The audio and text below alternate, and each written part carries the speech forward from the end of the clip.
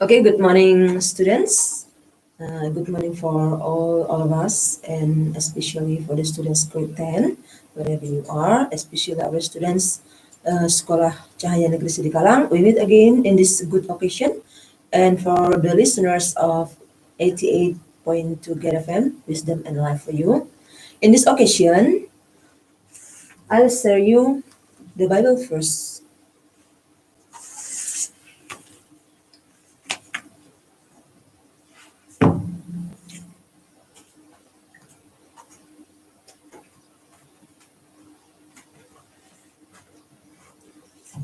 Yeah, the Bible verse I want to share with you this morning is taken from Proverbs chapter 3, verse 5 up to 7. Trust in the Lord with all your heart and lean not on your own understanding. In all your ways submit to Him, and He will make your path straight. Do not be wise in your own eyes. Fear the Lord and shun evil. Nah, di dalam bahasa Indonesia, demikian artinya, Amsal 3 ayat 5 sampai dengan 7. Percayalah kepada Tuhan dengan segenap hatimu dan janganlah bersandar kepada pengertianmu sendiri. Akuilah Dia dalam segala lakumu, maka Ia akan meluruskan jalanmu. Janganlah engkau menganggap dirimu sendiri bijak. Takutlah akan Tuhan dan jauhilah kejahatan. Okay, students, in this occasion, we will talk about the next topic of recount text, but it is different from the topic that I had given to you. So let's start it now. Today we will discuss about the recount text, but about biographical recount text.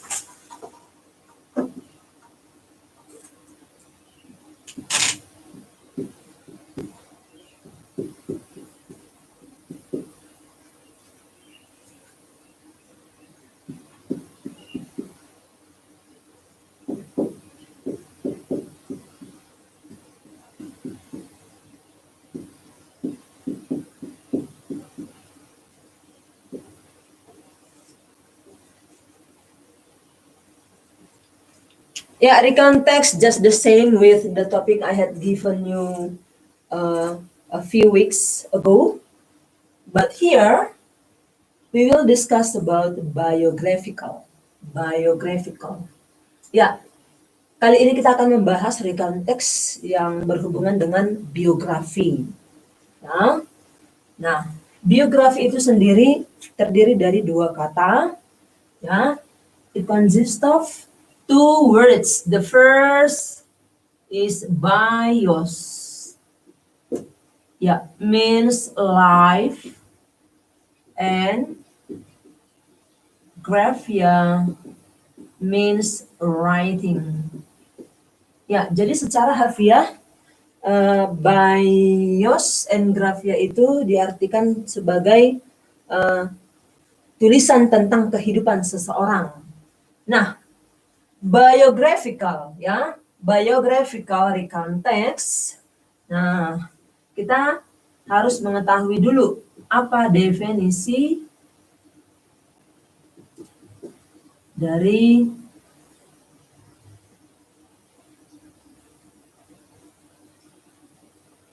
biografi, ya. Nah,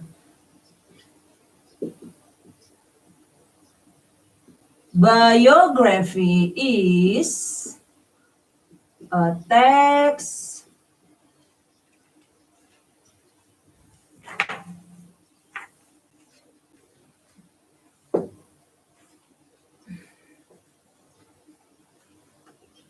detailed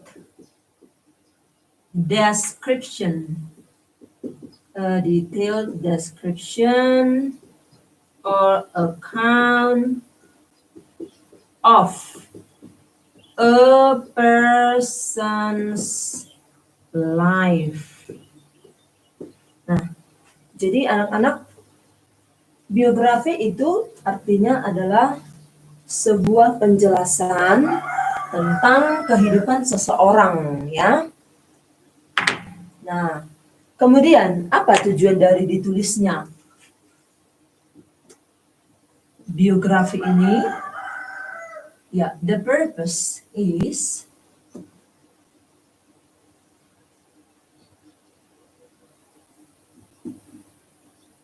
to give a lot of information and to educate the readers. Okay, to give a lot of information and to educate the readers. Jadi tujuan dari ditulisnya biografi itu adalah untuk memberikan banyak informasi tentang tokoh yang diangkat dalam teks itu. Nah, dan juga to educate the readers. Nah, mengapa dikatakan to educate the readers? Memberikan pendidikan. Karena ketika dituliskan biografi ini akan memberikan pendidikan kepada orang lain, kepada yang membacanya. Karena apa? Nah, di dalam biografi itu dicantumkan prestasi, pengalaman hidup, kemudian apa saja yang sudah dialami oleh tokoh tersebut, sehingga bisa menjadi sesuatu yang bisa diteladani oleh para pembacanya. Jadi penulisan teks biografi itu memberikan teladan kepada pembacanya. Ya, oke. Setelah dari purpose, we come to the generic structure.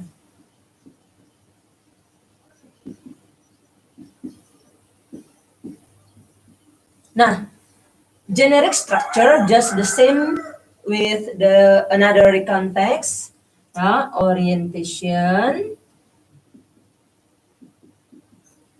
Nah, orientation itu di dalam biographical context itu masuk kepada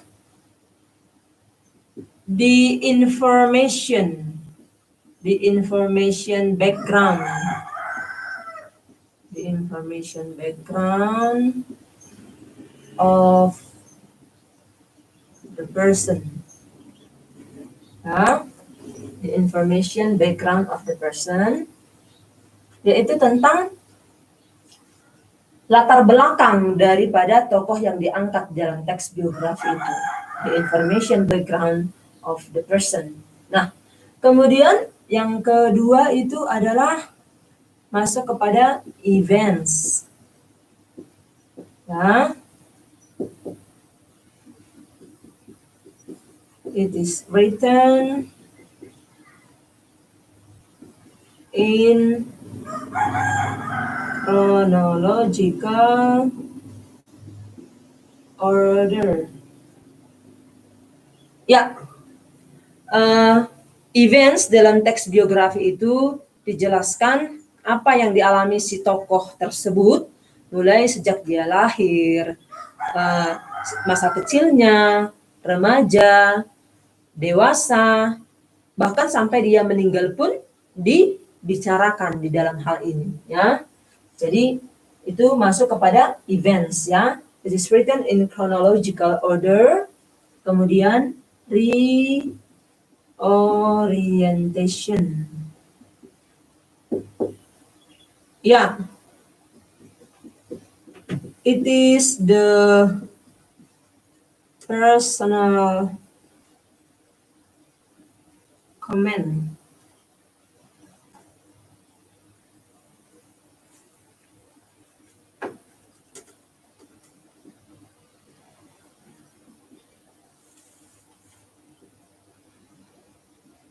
of the writer about the achievement of the person.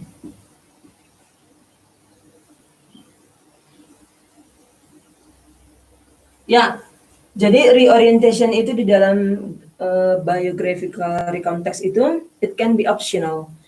It can be found, it can be written or not. Jadi tergantung kepada penulisnya, apakah dia akan membuat komentar pribadi tentang tokoh tersebut. Nah, di dalam hal ini, ketika ditemukan reorientation ataupun conclusion ataupun closing dari biographical recount text itu, yang dibicarakan adalah pandangan si penulis tentang kehidupan si tokoh tersebut. Jadi itu adalah pendapat pribadi si penulis.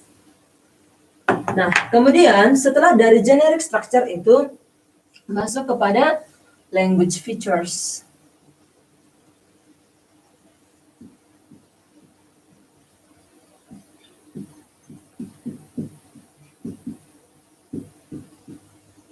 Ya, yang pertama adalah it is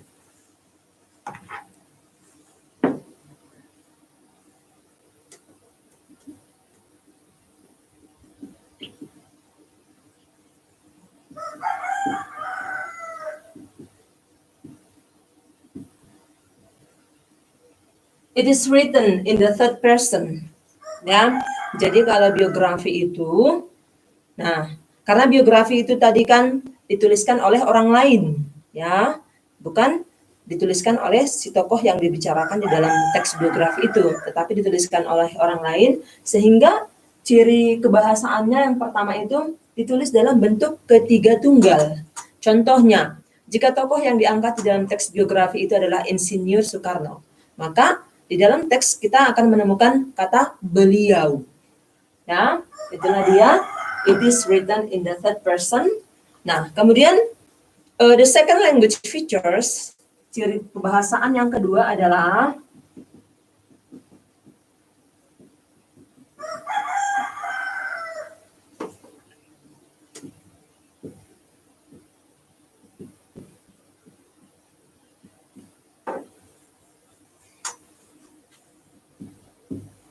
it is written based on research.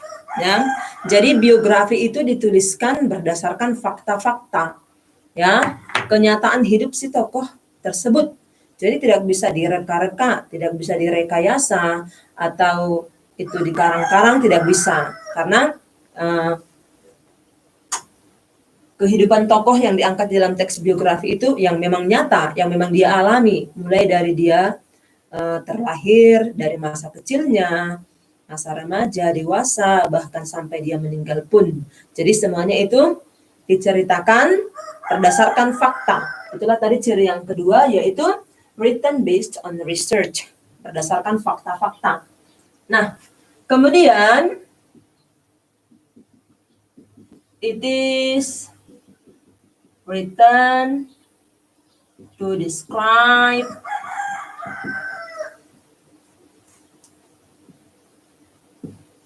the person's surroundings.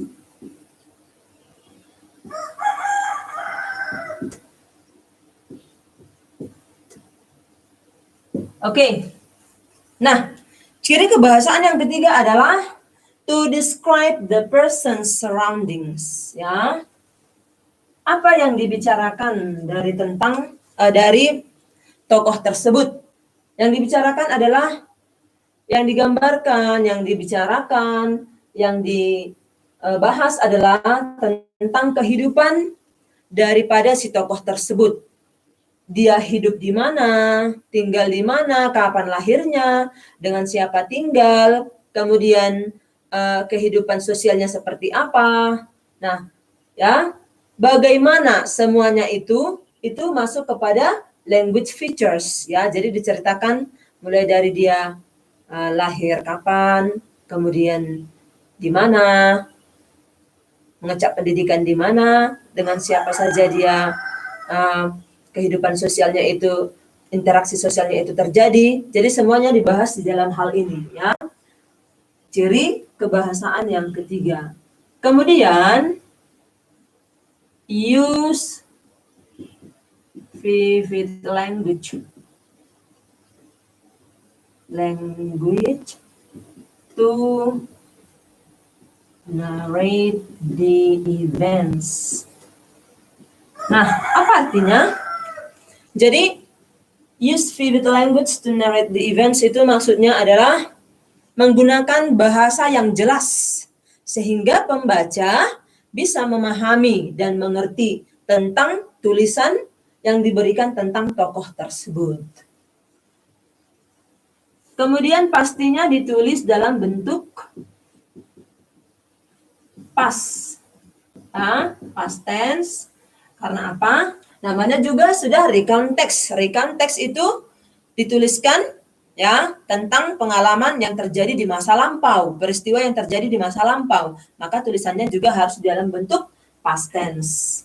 Nah, kemudian ciri kebahasaan yang selanjutnya dari teks biografi itu adalah sama dengan yang sudah kita pernah bahas, yaitu ada action verb. Action verbs. Ya. Jadi tidak jauh beda biographical recount text itu dengan personal recount text, historical recount text. Jadi hampir sama dia, ya. Oke. Ya, jadi biographical recount text. Bios artinya life, graphia writing, ya. Jadi biography diartikan sebagai a detailed description or account of a person's life. Ya, adalah tentang kehidupan seorang tokoh, baik dia itu dari latar belakang pendidikannya, tempat tinggalnya, apa saja prestasi yang sudah dia capai, apa saja kontribusinya bagi negara, bagi daerahnya, dan lain sebagainya. Maka dalam hal ini juga kita harus mengetahui bahwa biografi itu ditulis oleh orang lain. Jadi bukan diri tokoh itu yang menuliskannya. Ya, itu kita harus pahami. Sekali lagi saya tekankan bahwa biografi itu dituliskan oleh orang lain, ya. Biography text is written by someone else, by the other people. Okay? The purpose to give a lot of information and to educate the readers, ya. Jadi tujuan dari penulisan teks biografi itu sendiri adalah untuk memberikan banyak informasi tentang si tokoh tersebut. Nah, kemudian dikatakan to educate the readers, untuk memberikan pendidikan ataupun mendidik pembaca. Karena apa? Semua hal yang dibicarakan tentang tokoh tersebut adalah hal-hal yang bisa diteladani. Ada prestasinya, pengalaman kerjanya, seperti tadi saya sebutkan kontribusinya bagi orang lain ataupun bagi negara ataupun bagi wilayah di mana dia tinggal, ya. Kemudian generic structure-nya just the same with the other recount text, consist of orientation. In biographical recount text is the information background of the person. Ya, jadi latar belakang dari tokoh yang diangkat di dalam teks biografi itu. Nah, kemudian events-nya juga adalah kejadian, serangkaian peristiwa, serangkaian kejadian yang dialami oleh tokoh tersebut. Kemudian reorientation, it is the personal comment of the writer about the achievements of the person. Ya, ini tulisan dari atau komentar dari si penulis biografi itu sendiri tentang tokoh yang diangkat di dalam teks tersebut. Nah, kemudian language features-nya yang paling harus kita ingat dari teks biografi ini ya, anak-anak. Nah, it is written in the third person. Kita harus ingat ya. Jadi teks biografi ini sedikit berbeda language features-nya dengan teks recount yang lain. Yang pertama yaitu dituliskan di dalam bentuk ketiga tunggal. Tadi sudah saya kasih contoh. Jadi kalau misalkan kita angkat juga B.J. Habibie, maka di dalam teks kita akan temukan kata beliau. Kemudian yang kedua adalah based on research, ya, berdasarkan data-data, berdasarkan fakta dituliskan, ya. Kemudian yang ketiga adalah to describe the person's surroundings, when, where, and how the persons lived.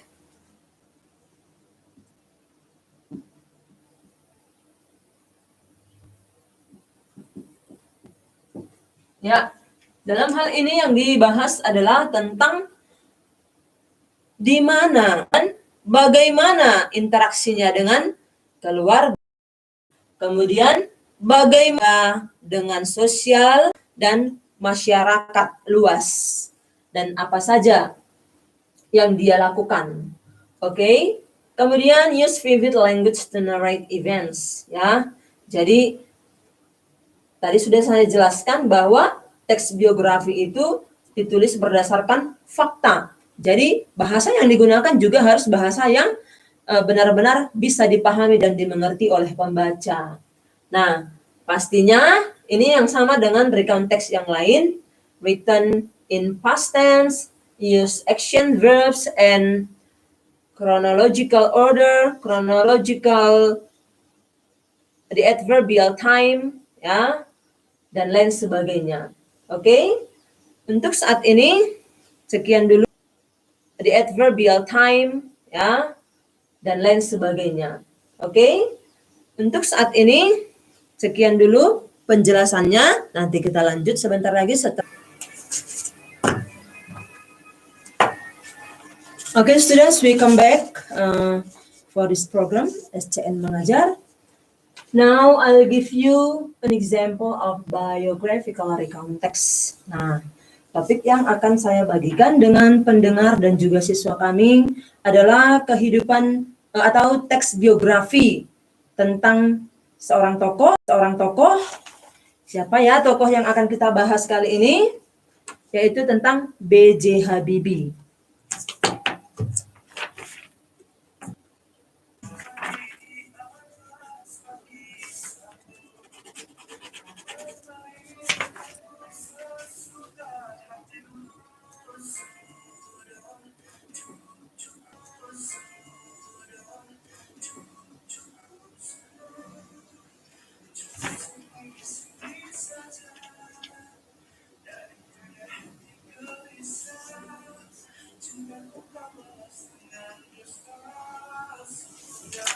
Okay, let's start.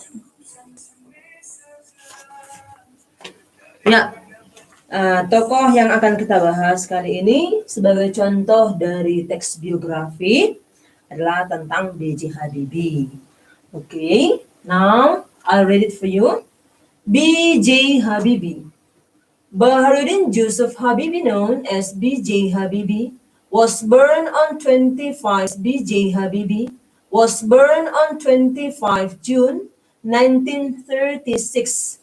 He was the third president of the Republic of Indonesia from 1998 up to 1999. Habibie was born in Parepare, South Sulawesi Province, to Alwi Abdul Jalil Habibie and R.A. Tuti Marini Puspowarjoyo. His father was an agriculture from Gorontalo of Bugis descent, and his mother was a Javanese noblewoman from Yogyakarta. His parents met while studying in Bogor. When he was 14 years old, Habibie's father died. Ya, jadi paragraf yang pertama ini pastinya masuk kepada orientation, ya. Orientation.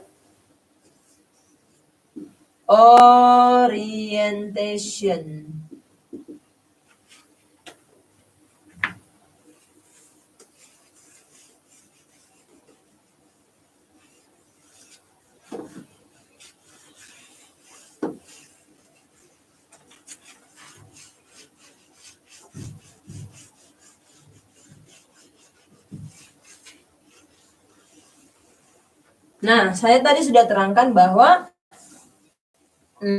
orientation dari teks biografi itu adalah the information background of the person, ya, adalah tentang latar belakang dari tokoh yang diangkat, yakni tokoh yang kita bicarakan di sini adalah paragraf yang pertama ini, ya, lahir di Parepare, Sulawesi Selatan.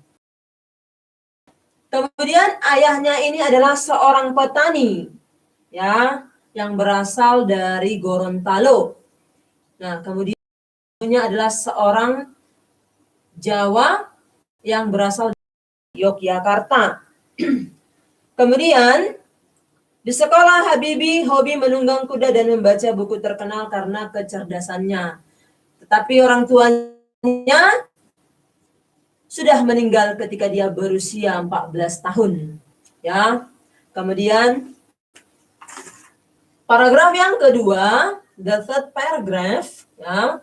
1, 2, 3, 4, 5, ya.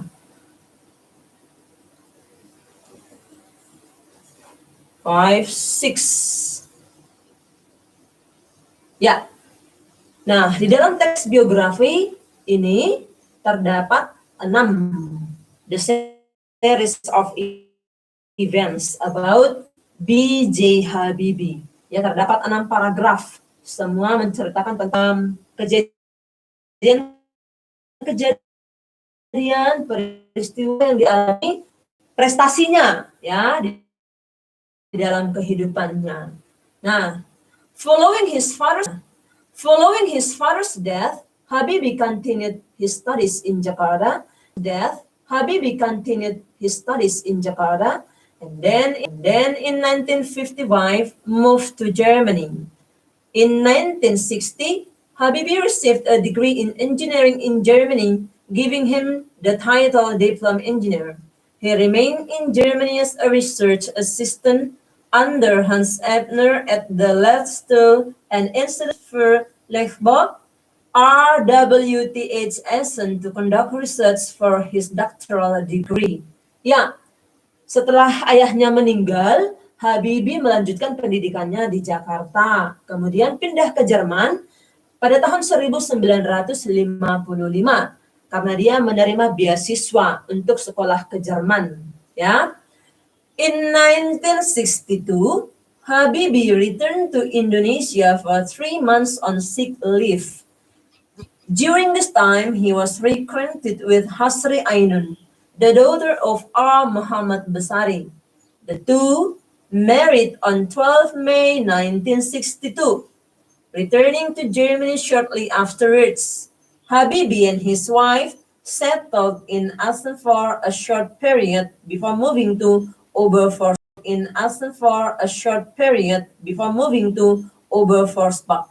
In May 1963, they had their first son, Ilham Akbar Habibie, and later another son, Harek Kemal Habibie.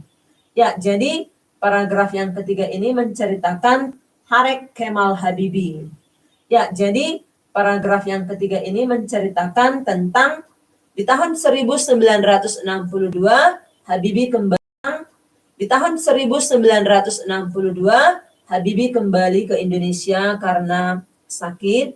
Nah, kembalinya itu ke Indonesia selama 3 bulan. Nah, selama ini, disinilah pertemuannya dengan Ibu Ainun, Hasri Ainun, yang merupakan putri dari Muhammad Besari. Nah, keduanya pun menikah pada tanggal 12 Mei 1962. Nah, tidak lama setelah itu mereka kembali ke Jerman dan tinggal di sana. Nah, kemudian di tahun 1963, lahirlah anak pertama mereka yang bernama Ilham Akbar Habibie, dan kemudian beberapa waktu kemudian anak yang kedua yaitu Tarek Kemal Habibie. Okay, now the second paragraph is talking about education.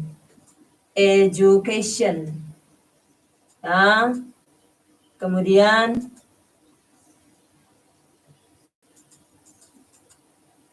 in Jakarta and Germany. Kemudian the third paragraph is talking about married. Ya, jadi kata married itu adalah peristiwa kedua yang dialami oleh B.J. Habibie di dalam paragraf ini. Tadi peristiwa yang pertama itu adalah meninggalnya ayahnya. Kemudian yang kedua masuk kepada education-nya in Jakarta and Germany. Yang ketiga itu adalah married. Itu adalah peristiwa yang ketiga, yaitu married dengan Ibu Hasri Ainun, kemudian punya anak. Nah, we continue to the fourth paragraph. When Habibie's minimum wage salary forced him into part-time work, he found employment with the automotive mart Talbot, where he became an advisor. Habibie worked on 2 projects which received funding from Der Bundesbank. Due to his work with Marcos, the head of train construction offered his position to Habibie upon his retirement 3 years later, but Habibie refused. Nah, paragraf ketiga ini adalah tentang prestasi yang dia capai, ya. Kemudian dia adalah karyawan dari perusahaan otomotif Mark. Nah, di sana dia menjadi seorang kepala, ya. Kemudian dia bekerja di 2 proyek yang mendanainya, ya. Kemudian keterlibatannya bekerja dengan Marcos, ya, yang merupakan kepala dari tempat tersebut, menawarkan Habibie untuk menjadi atau mengambil posisi yang dia punya setelah nanti pensiun, tetapi Habibie menolak, ya. Nah, ini merupakan prestasi ataupun dalam hal ini masuk kepada the series of event, masuk kepada peristiwa yang keempat atau kejadian yang keempat, ya. Hal-hal penting yang dialami oleh B.J. Habibie di dalam hidupnya. Nah, ini masih belum selesai, ya, karena masih banyak paragrafnya yang menceritakan tentang prestasi, ya, peristiwa-peristiwa yang dialami oleh B.J. Habibie. Nah, next, Habibie did accept a position with Messerschmitt Balkenbloem in Hamburg. There, he developed theories on thermodynamics, constructions, and aerodynamics known as the Habibie factor, Habibie theorem, and Habibie method, respectively. He worked for Messerschmitt on the development of the Airbus A300 aircraft. In 1974, he was promoted to vice president of the company. Ya, ini adalah peristiwa penting juga di dalam kehidupan Habibie karena ini merupakan prestasi, ya, prestasi yang kelima. Karena apa? Karena kejeniusannya, dia ditawarkan dengan berbagai atau banyak posisi di perusahaan tempat dia bekerja. Kemudian di tahun 1974 dia dipromosikan menjadi wakil presiden, ya, wakil presiden dari perusahaan di tempat dia bekerja. Jadi ini merupakan peristiwa penting, ya, masuk salah satu dari serangkaian events yang dialami oleh B.J. Habibie sendiri.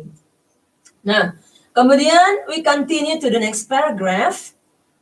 In 1974, Suharto requested Habibie to return to Indonesia as part of Suharto's drive to develop the country. Habibie initially served as a special assistant to Ibnu Sutowo, the CEO of the state oil company Pertamina. 2 years later, in 1976, Habibie was made Chief Executive Officer of the new state-owned enterprise Industri Pesawat Terbang Nusantara, or IPTN. In 1978, he was appointed as Minister of Research and Technology. Ya, di tahun 1974, nah, Presiden Soeharto memanggil B.J. Habibie untuk kembali ke Indonesia untuk membantu Soeharto dalam menjalankan pemerintahan. Jadi di sini dia dipercaya menjadi, ya, CEO dari perusahaan Pertamina. Kemudian 2 tahun berikutnya, tepatnya tahun 1976, Habibie merupakan kepala dari perusahaan Industri Pesawat Terbang Nusantara, ya. Kemudian di tahun 1978 dia diangkat menjadi Menteri Perindustrian dan Teknologi ataupun Menristek ya, Menteri Perindustrian dan Teknologi. Itu tepatnya di tahun 1978. Habibie was elected Vice President in March 1998. On 21st May 1998, Suharto publicly announced his resignation and Habibie was immediately sworn in as president. Habibie's government stabilized the economy in the face of the Asian financial crisis and the chaos of the last few months of Suharto's presidency. Ya, pada tahun 1998, nah B.J. Habibie dicalonkan sebagai wakil presiden ya. Saat itu yang menjabat adalah Presiden Soeharto. Maka di tahun 1998 wakilnya itu adalah B.J. Habibie ya.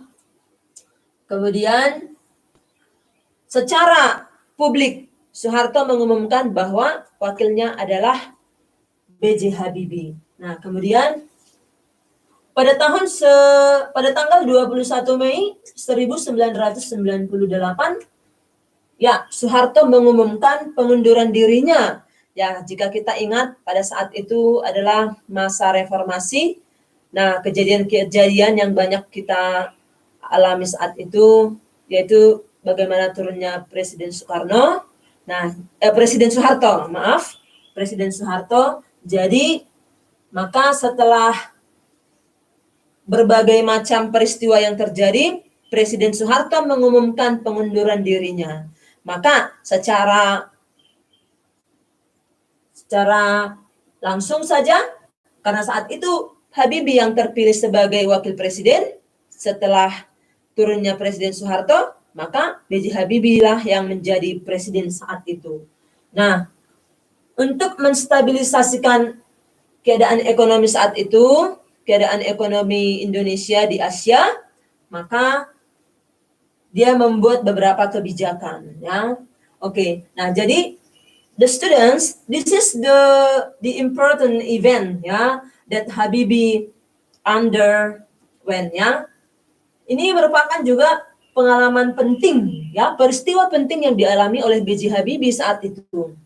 Terpilih sebagai presiden, kemudian terpilih sebagai kepala perusahaan Pertamina, kemudian dia diangkat sebagai menteri, kemudian setelah itu menjadi wakil presiden, kemudian masuk lagi menjadi presiden. Jadi ada tambahan 4 peristiwa ya, 4 peristiwa penting yang dialami oleh B.J. Habibie di sini.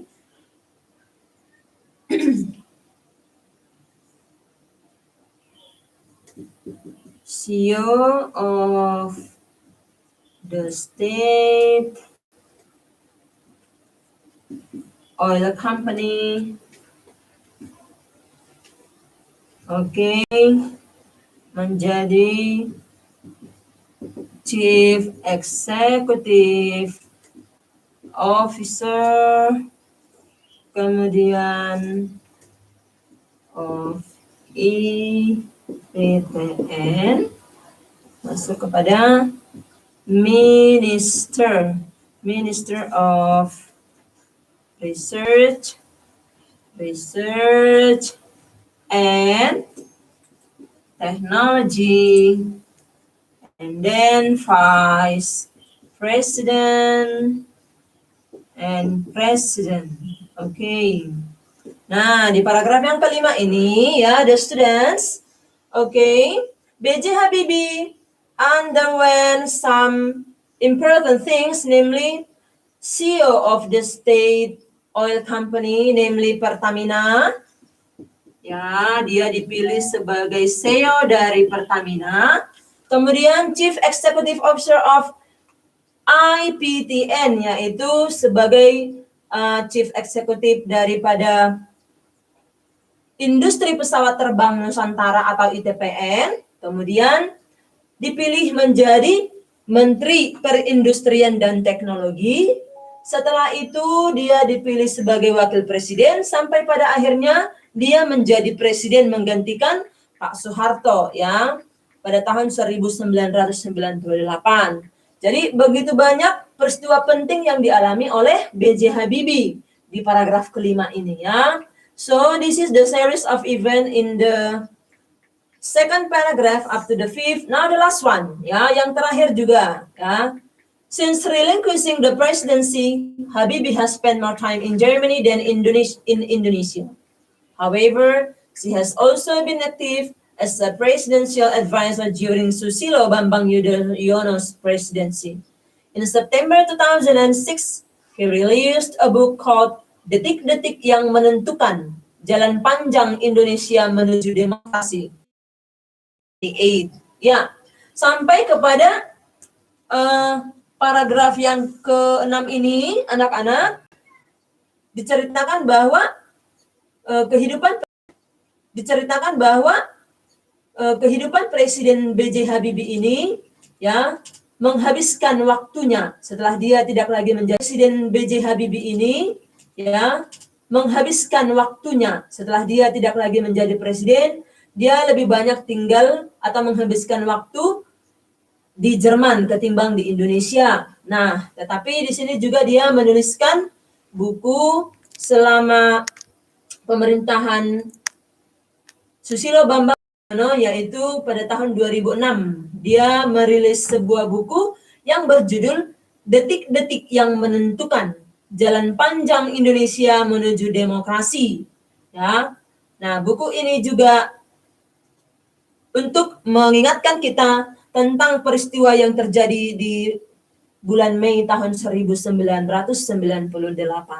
Okay, students. So, from the second paragraph up to sixth paragraph is talking about the events, the important things of B.J. Habibie. Ya, jadi kita sudah lihat ya, anak-anak, ya, berbeda sekali isi teks biografi dengan teks recount yang lain. Ya. Di sini begitu banyak kita lihat, berbeda sekali isi teks biografi dengan teks recount yang lain ya. Di sini begitu banyak kita lihat, maka paragraf yang pertama ini masuk kepada orientation, yaitu the information background of the person, namely B.J. Habibie, and this is the series of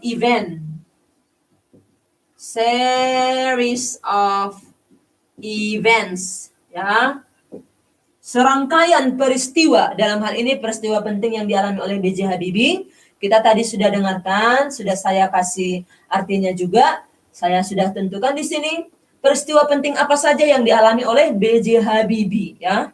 Nah, di sini paragraf yang pertama masuk kepada orientation, paragraf kedua sampai ke-6 masuk kepada series of events. Nah, berarti di sini tidak ada closing-nya ataupun conclusion ya, the personal comment of the writer. Nah, jadi penulis di sini tidak menuliskan pandangan pribadinya tentang B.J. Habibie. Semuanya ini benar-benar tentang B.J. Habibie yang dibicarakan di teks ini ya. Oke, menarik sekali ya siswa-siswi kami ya. Menarik sekali untuk dibahas. Nah, for the next time I'll give you another example of biographical recount text. So we have to remember, yeah, biography is written by the other people, not by the person talked in the biographical text. Okay, okay, that's all for today, students. Just stay at home, keep on praying to God for His great bless for us. That's all for today, students. Just stay at home, keep on praying to God for His great bless for us. For the next time we meet again. And then